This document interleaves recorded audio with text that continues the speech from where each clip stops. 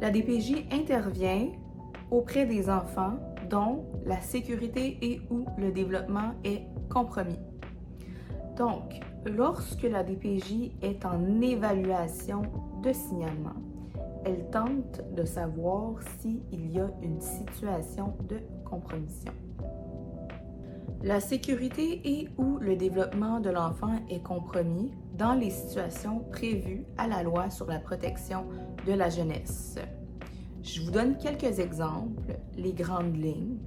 À l'article 38 de la loi sur la protection de la jeunesse, on a abandon, négligence, mauvais traitement psychologique, abus sexuels, abus physiques, troubles de comportement sérieux et plus encore.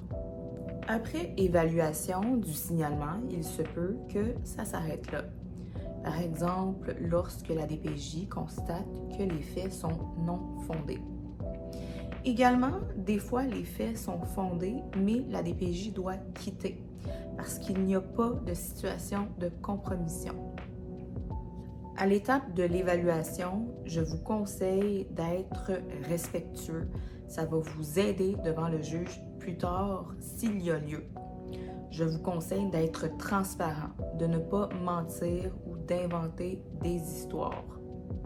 Lorsque vous manquez de transparence, que vous avez l'air de mentir ou que vous avez l'air louche, ça ne va pas bien se passer devant le juge plus tard s'il y a lieu.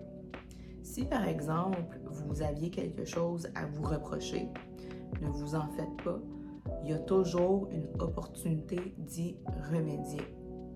Par contre, si vous perdez la confiance de la DPJ et du juge dès le départ, ça va être beaucoup plus difficile d'y remédier.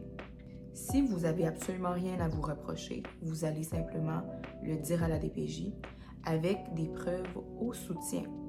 Vous allez tenter de rassurer la DPJ. Si la DPJ n'est pas rassurée, éventuellement, il va falloir rassurer le juge. Maintenant que la DPJ a pris la décision clinique qu'il y a une situation de compromission, c'est-à-dire que la sécurité et ou le développement de l'enfant est compromis, la DPJ va vouloir qu'un tribunal le déclare. Pour ce faire, elle va faire une demande en justice qui s'appelle la demande en protection. Il y aura un délai jusqu'à temps que la demande soit entendue par le tribunal. Des fois, il y a urgence d'agir immédiatement. On n'a pas le temps d'attendre jusqu'au procès. Alors, la DPJ va faire une demande pour mesure provisoire afin d'obtenir un jugement provisoire, temporaire, en attendant le procès sur la demande en protection. La demande pour mesure provisoire, qui est une demande urgente, doit convaincre le juge de la nécessité d'avoir un jugement provisoire en attendant le procès et ou du risque de tort sérieux de maintenir l'enfant là où il est en ce moment. C'est-à-dire que la DPJ veut placer l'enfant sur la base du risque de tort sérieux. Vous pouvez en urgence soulever l'absence de nécessité, soulever l'absence de risque de tort sérieux, mais aussi proposer d'autres solutions. Si la DPJ désire un placement à l'endroit X, vous pouvez proposer un placement à l'endroit Y.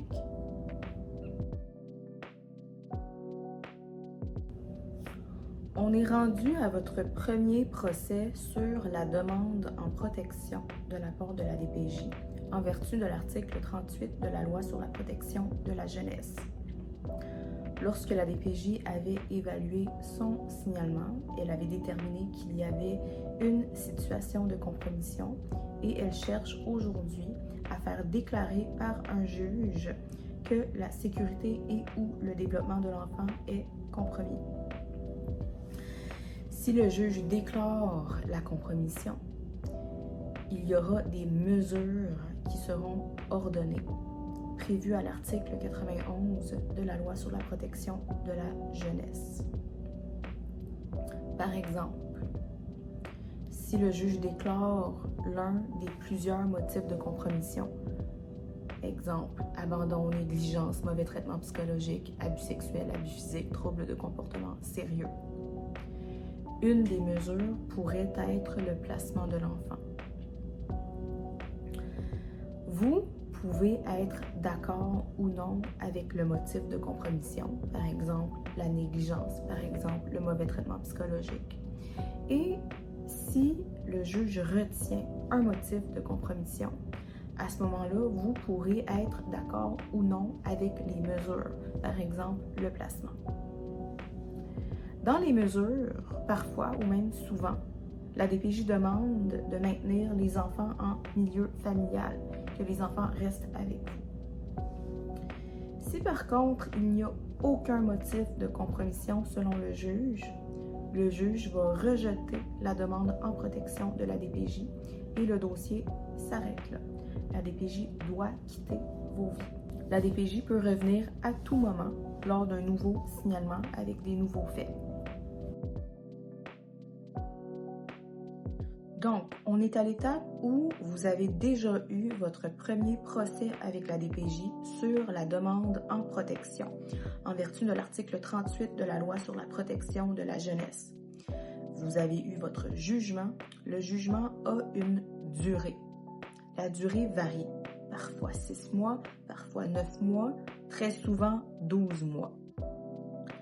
À l'expiration de ce jugement, la DPJ doit déterminer si la sécurité et ou le développement de l'enfant est encore compromis. Si la réponse est non, le dossier s'arrête là. Si la réponse est oui, la DPJ va déposer une nouvelle demande en justice qui s'appelle la demande en révision-prolongation du jugement en vigueur.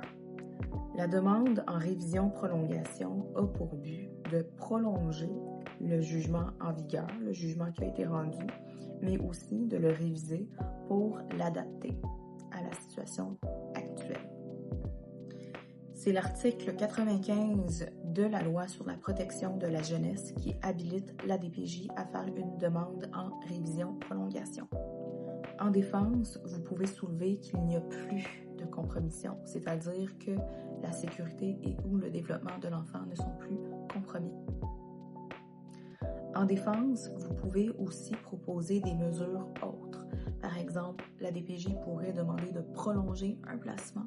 Vous pouvez demander autre chose. Par exemple, un retour progressif à la maison. La demande en révision et prolongation a surtout lieu lorsqu'un jugement expire. Mais il y a des jugements qui n'expirent pas, par exemple le jugement de placement jusqu'à 18 ans. La DPJ peut quand même faire une demande en révision.